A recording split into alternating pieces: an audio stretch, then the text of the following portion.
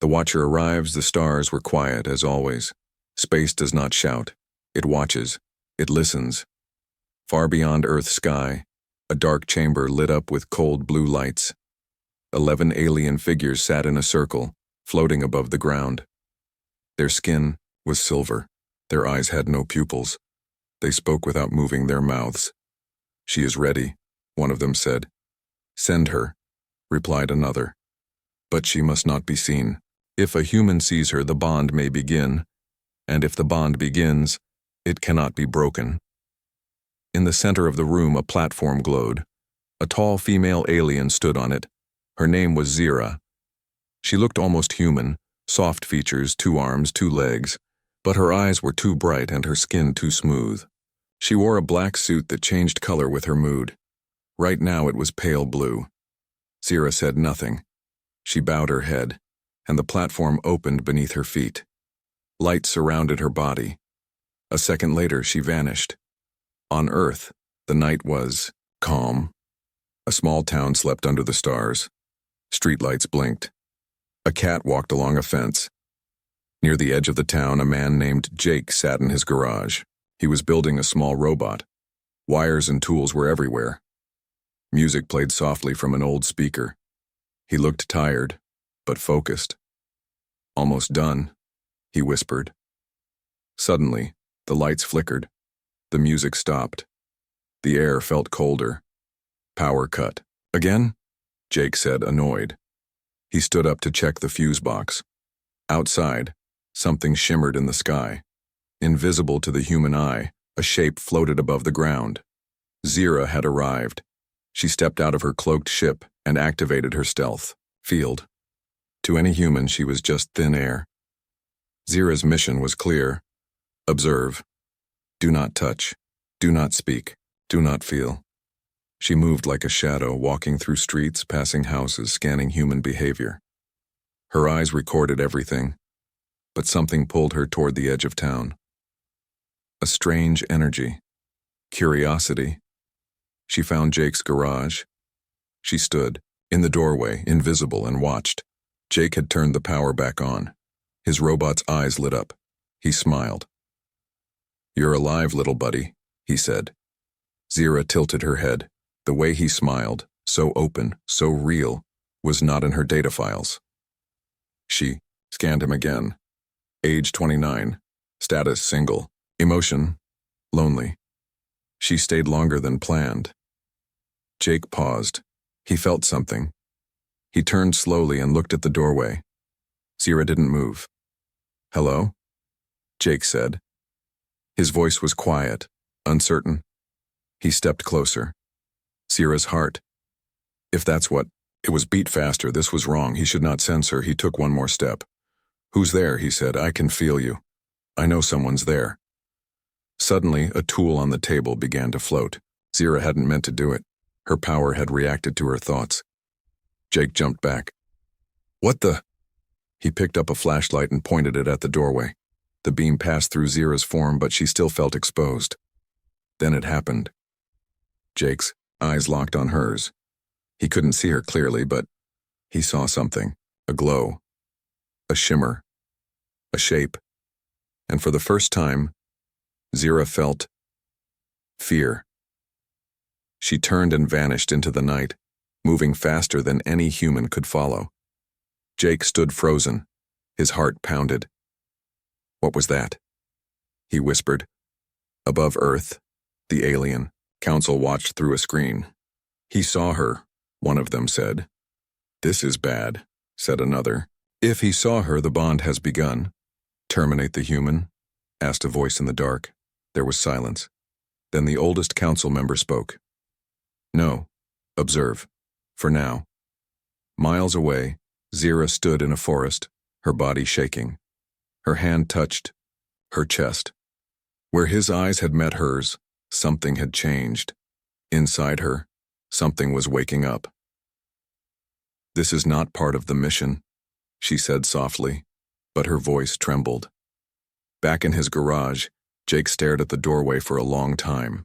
He didn't sleep that night. He knew what he had seen. And he knew, deep in his bones, this was only the beginning. Something had arrived, and it was watching him. The first contact, the night had passed, but Jake hadn't slept. He sat in his garage, eyes wide open, staring at the same spot where the glowing figure had appeared. No matter how many times he told himself it was a trick of the light, something inside him said otherwise. He knew it was real, and he felt something strange, like part of him had been touched by something not from this world.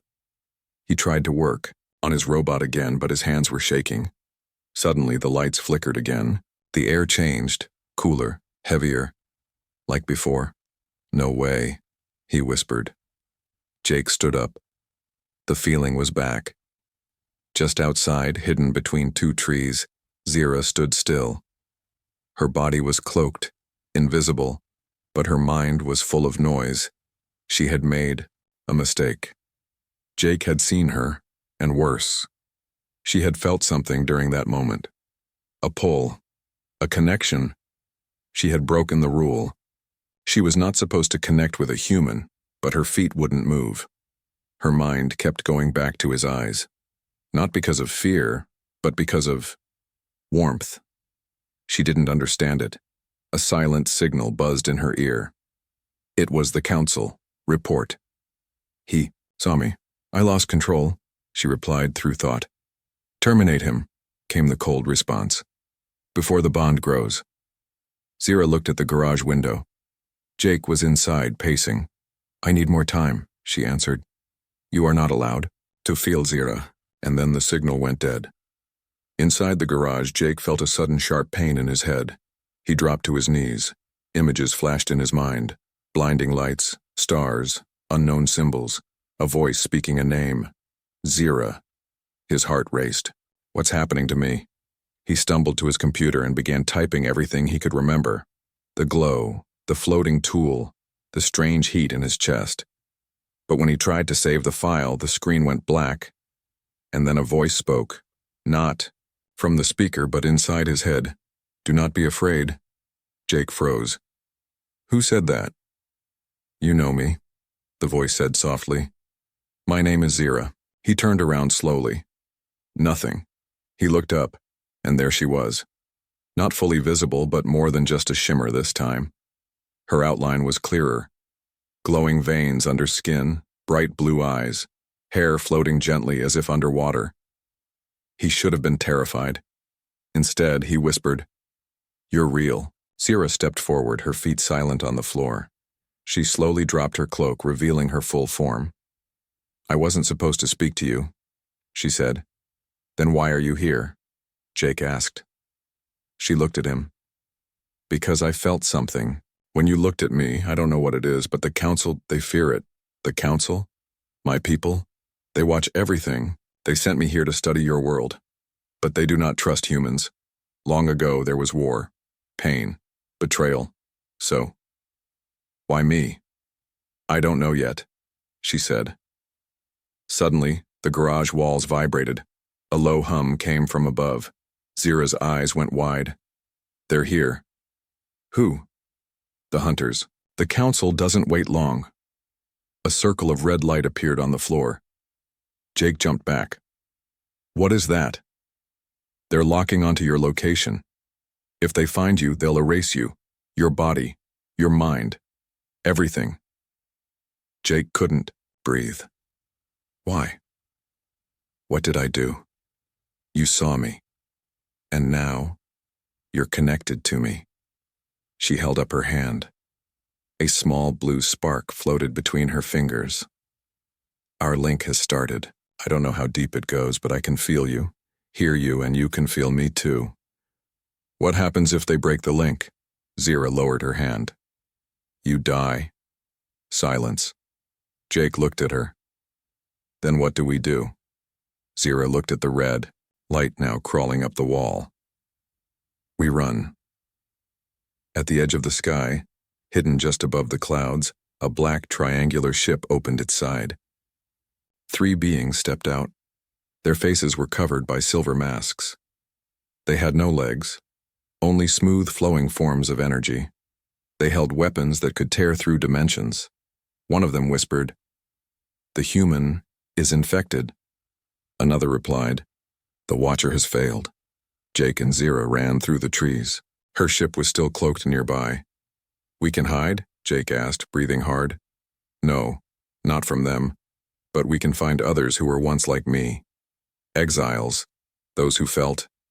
You're not the first?" "No. But most are gone, erased by the Council. What happens to us if they catch us? They don't just kill. They erase your name from time as if you never existed. So we run? We run. Or we fight." High above, the Council watched. One of the members leaned forward. "The bond is growing faster than expected." Another asked, "Do we still erase him?" The eldest one said, "No, not yet. Let us see what the bond becomes."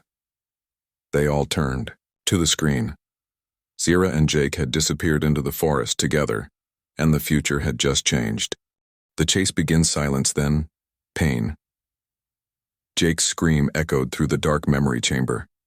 His body floated in a white space that had no walls, no floor, just light. He reached out, but there was nothing to hold. He was alone. "Zira!" he shouted. No answer.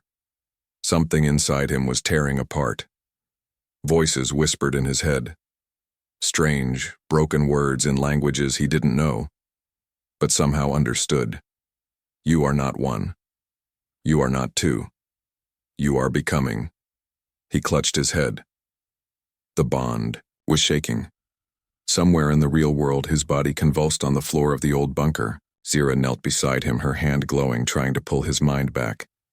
"Hold on, Jake. Don't break. You must fight it." But the Council had designed the separation protocol for one purpose: to rip bonded minds apart until one forgets or one dies. Zira's suit cracked with energy, her face twisted with pain. But she didn't let go. She closed her eyes and dove into the link. Inside the white void, Jake fell to his knees. But now, something was changing. A shape was forming in front of him. It was himself, but not quite. This version was taller, stronger, eyes glowing silver, skin slightly alien. "Who are you?" Jake asked. The figure spoke. "I am what you could become, or what you were always meant to be." "What does that mean?" "It means you're not fully human, not anymore, and maybe you never were." The memory chamber pulsed with light. "Choose," the voice said. "Let go of the link, or become the weapon they fear." Jake closed his eyes, and he chose. His body jerked back to life. Zira gasped. "You made it." Jake looked at her. His eyes now had a faint silver ring. "I saw something. A version of me. What did you choose?" "I didn't run." Zira helped him up. The chamber was still glowing, but calmer now. The Council's separation protocol had failed, but it wasn't over. Not even close. Above Earth, on a hidden warship, the Council had changed its mind. "They survived," one voice said. "Then we send the Harbinger." Even the other Council members went silent. "The Harbinger has never failed," whispered one. "It was built for extinction." A new signal was sent into deep space. A dark cage opened, and something stepped out. It was not fully alive, not fully machine. It had no name, only a code. Project Silence. It did not speak. It hunted. And now it had one target. Jake, hours later. Deep in the forest, Jake and Zira walked through shadows. Birds had gone silent, even the wind was still. "They're coming," Jake said. Zira nodded. "I can feel them too." Suddenly a sharp sound hit the air, like glass breaking inside the sky. A hole opened in midair. Not a door, not a portal. Something more unnatural, and from it the Harbinger stepped out. It was 7 feet tall. Its body was black metal but covered in living skin. Where its face should be was only a smooth mirror. And when Jake looked into that mirror, he saw himself. "What is that?" Jake whispered. Zira pulled him back. "Run." "No," Jake said. "I think it's linked to me." Exactly why it will kill you. The harbinger moved fast. Too fast. They ran. Trees bent and cracked behind them. Animals scattered. Jake turned and used his mind again. A wave of force exploded from his hands, knocking the harbinger back. It didn't fall. It didn't scream. It simply paused, and then kept walking. "It's learning," Zira said. "Each second it watches you, it becomes stronger. Then we need to stop it now." They ran toward the river. Zira's ship was hidden nearby, but it wasn't ready to fly yet. "If we reach the ship, I can activate the core. It will send a signal to the exiles. They might help. Or the council might find us first. Either way, we don't stop running." As they crossed the river, lightning struck the trees behind them. The harbinger was there, walking through water like it didn't exist. Its mirror face now showed not just Jake, but Zira too. "It's not just copying me," Jake said. "It's copying us." A beam shot from its hand. Zira threw up a shield. It cracked. They reached the ship, still invisible to the eye. "Get inside," Zira shouted. The doors opened. They dove in. Jake placed his hand on the ship's core, surprised when it glowed under his touch. Zira stared. "How did you do that?" "I don't know. No human should be able to activate alien tech." "I told you," Jake said. "I'm not just human anymore." The ship powered up. Outside, the harbinger stood at the doorway. It didn't attack. It only stared at Jake, and then it said its first word, "Soon," and vanished. High above, the council watched. He has awakened the ship. His DNA contains fragments of the lost line, the one we thought destroyed. He is becoming something we cannot predict. The oldest council member stood. Begin. Phase 2. If he survives, he may not be our enemy. He may be our future. In the ship, Jake stared into the stars. "What's next?" he asked. Zira looked at him. "We find the exiles. They'll know what you are. And the council?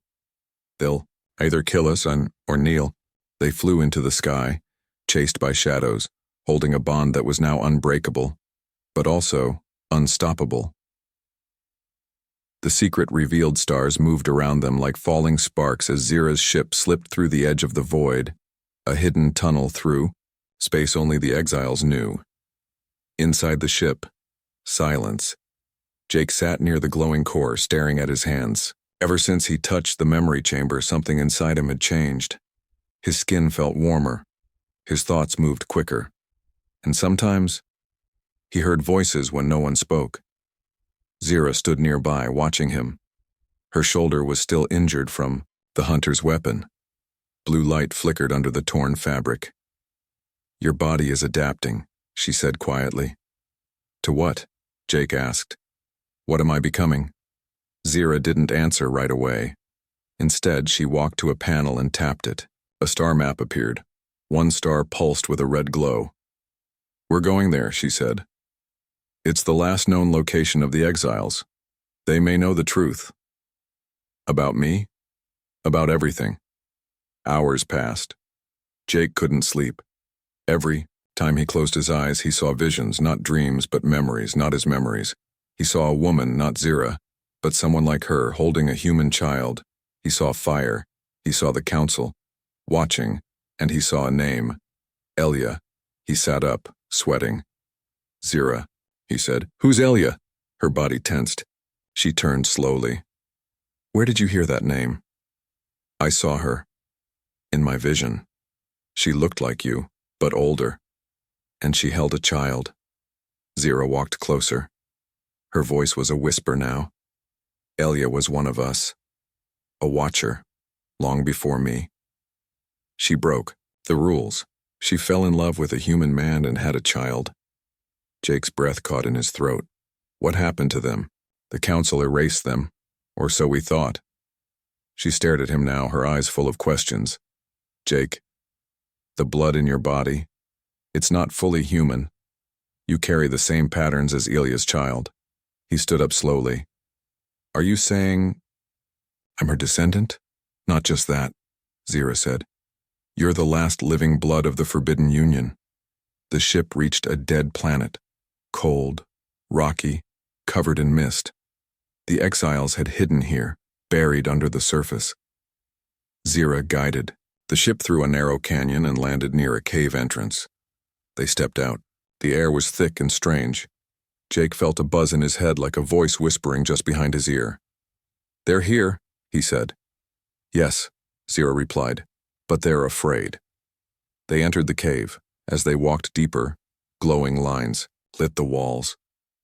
Ancient symbols, faces, hands reaching to stars, wars, and at the center, a statue of Elia holding a child in one arm and a human man's hand in the other. This is real, Jake whispered. They existed. A voice echoed from the shadows, and so do we. Dozens of figures stepped from the darkness, tall, alien, glowing in different colors. Some looked like Zira, some looked like Jake, some were both. You found us, the oldest one said, stepping forward. But you bring danger with you. Zira stepped in front of Jake. We need your help. The council sent a harbinger. It nearly killed him. The elder stared at Jake. He is not ready. But he carries the code, Zira argued. Elia's blood. Blood is not enough, the elder replied. He must remember what was lost. Remember? Jake asked. How? The elder touched his forehead. Suddenly, Jake's mind was pulled into a new memory. He saw everything.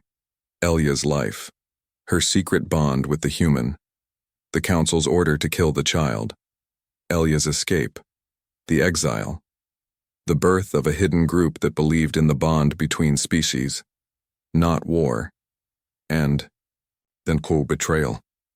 One of the exiles had sold them out to the council in exchange for power, and that traitor's face was the same as Zira's. Jake gasped and stepped back. He looked at Zira, breathing hard. You're her. What? Not Elia. The betrayer, the one who led the council to them. It was you. Zira stepped back, stunned. No, that's not possible. I wasn't. Even the elder stepped forward. She was created in the image of the betrayer. Cloned, grown from the same base, to serve the council, to earn your trust. So this was all a trick? Jake said, his voice sharp. Zira's eyes filled with pain. I didn't know. I swear. I was made in a lab. I thought I was just a watcher. You were designed to bond with him, the elder said. But something changed. You felt. You chose. Jake turned away. His heart burned, not with hate, but confusion. Zira walked closer, trembling. Jake, please believe me. I didn't choose this path, but I chose you, and that was real. The elder raised a hand. You must both decide, trust or walk away. Jake looked into Zira's eyes. What if you were meant to destroy me? He asked. She answered. Then why am I still fighting? To save you? Silence. Then Jake nodded. We trust each other. For now. But deep inside, he knew. The real test hadn't started yet. In the stars above, the council watched. But this time, not in silence. The secret is out. The bond has survived betrayal. Then we send the final test. They turned to a sealed gate, one they had never opened. Inside it, something old, something lost. Elia's first child, still alive, and twisted by time. The council strikes. The exile cave shook. Dust fell from the ceiling. Walls trembled. Ancient symbols cracked. Zira turned sharply, her heart racing. The elder dropped to one knee, sensing what was coming. No, he whispered. They wouldn't dare, but they had.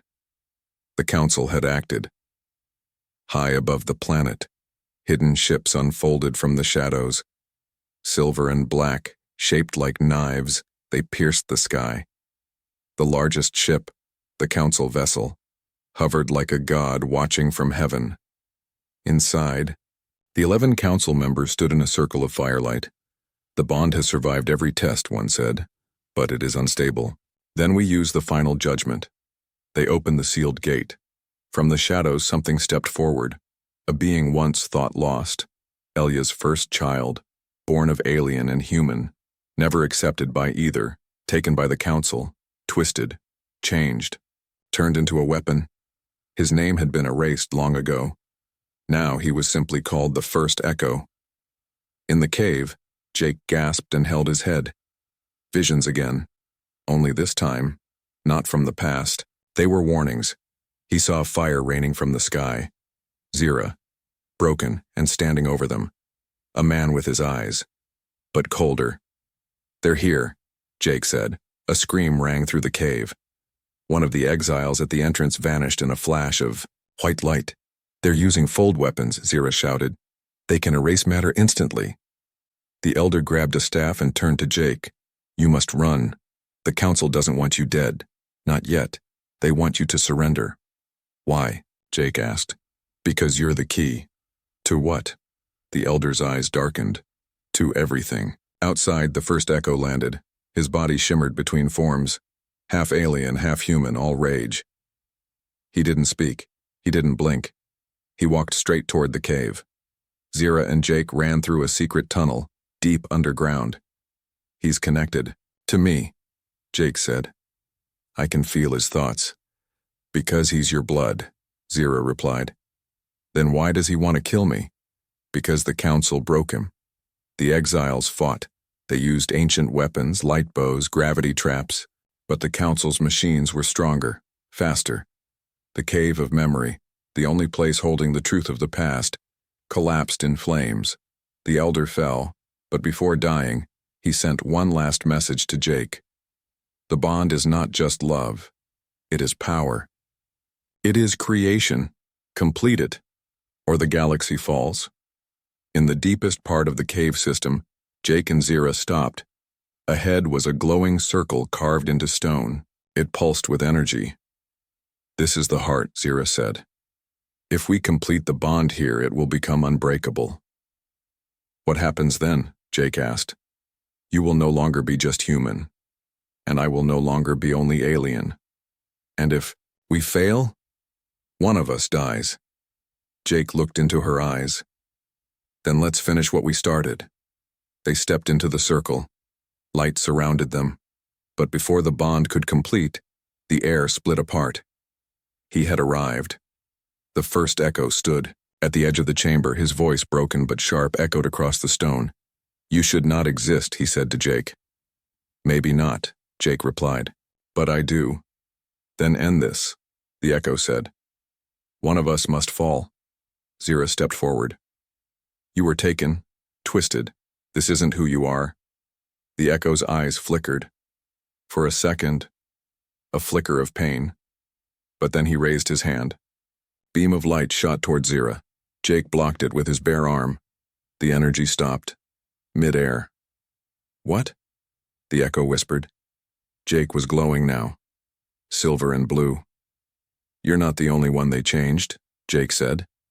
They clashed. Light and shadow, brother against brother, echo against future. Zira cried out as the cave cracked apart. The bond inside her flared like a second sun. Jake struck with power he didn't understand. The echo hit the wall, breaking it, but instead of dying, he laughed. "You think you've won," he said. "They never cared who lived, they only care who evolved." He pressed a device on his chest and vanished. The cave collapsed. Jake pulled Zira into the circle. The bond activated. Their minds merged. For 1 second, they became one being. Memories, thoughts, love, pain, shared. And then, silence. When the light faded, Jake was standing alone, but he wasn't alone. Zira's voice spoke inside him. "I'm still here." His eyes now glowed fully silver. He looked up. The council had failed to stop them, but the war had just begun. And now, they were ready.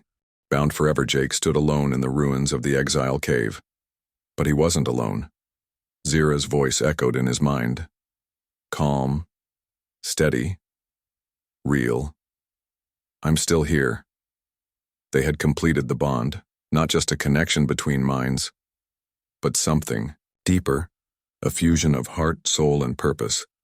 His skin glowed faintly silver. His breath shimmered in the air.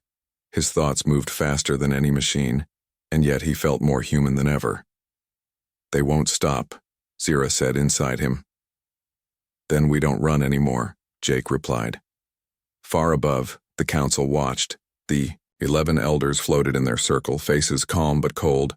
He has completed the bond. He is no longer human, no longer alien. He is something new. For the first time in centuries, they felt fear. Begin final protocol, said the elder in the center. Release the Echo fleet. Across space, black ships unfolded like wings. Thousands. They weren't flown by beings, but by echoes, failed experiments, broken minds, twisted hybrids the council had created in secret, each one designed to destroy their target, Earth. The council would erase humanity and Jake forever. In deep space, inside the ship left by Zira, Jake stood before the star map. He placed his hand on the core. It lit up brighter than ever. Zira's voice guided him. We have one chance. The bond unlocked something buried in you, something older than the council. What is it? Memory. Suddenly, a hidden chamber opened beneath the ship's floor. Inside, a living crystal. It pulsed with silver-blue energy. Jake stepped forward and touched it. Instantly, he saw a vision. The truth. Long before the council. There was unity. A civilization where alien and human-like beings lived together, bonded, shared life, power, and purpose. They didn't rule. They didn't conquer. They created. But fear grew. Some feared the bond would erase all differences. That love between species was unnatural, dangerous. Those who feared became the council. They destroyed unity, erased the bonded, built a new empire ruled by control, not connection. The council wasn't a guardian. It was a lie. Jake pulled his hand back, shaking. We're not the mistake, he said. We're the answer. He stepped into the pilot's seat. The ship responded to his thoughts. Take us to Earth, he whispered. The stars bent, and the ship vanished. Earth. 10 hours later. The sky cracked open. People looked up and screamed as black ships covered the sky like a swarm of nightmares. Government sent warnings. Fighter jets launched. None returned. Cities trembled. And then, a streak of silver light tore through the clouds. Jake's ship exploded from the sky, faster than anything ever seen. He hovered, above the world, glowing like a falling star, and he spoke, not with a voice, with his mind. People of Earth, you don't know me, but I was born here, and now I choose to protect it. The council comes to erase you, but they will fail. The bonded power between Jake and Zira surged. Their ship opened like wings, releasing waves of light. A beam struck, the first Echo ship. It fell, dead, empty. Others turned to attack. Jake moved his hands, and the sky lit up.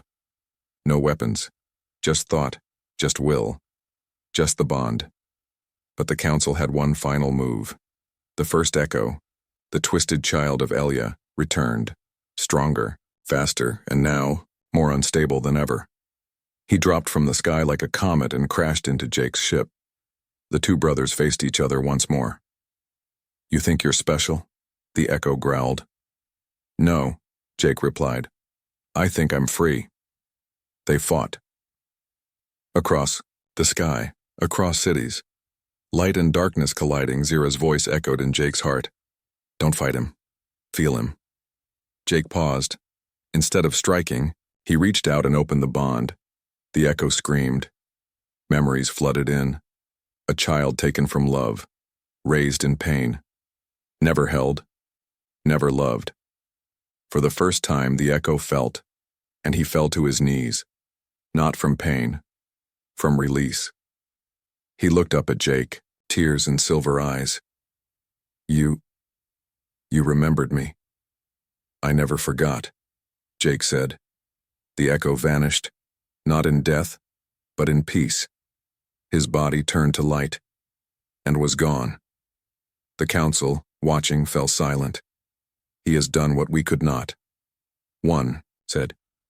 He has changed the code, said another. The eldest elder spoke at last. We were wrong. They powered down the fleet and disappeared forever. Earth was safe. But something had changed. People had seen it all. And now, they knew. They weren't alone. They never were. In the quiet after the storm, Jake stood on a mountain cliff watching. The sunrise inside him, Zira spoke.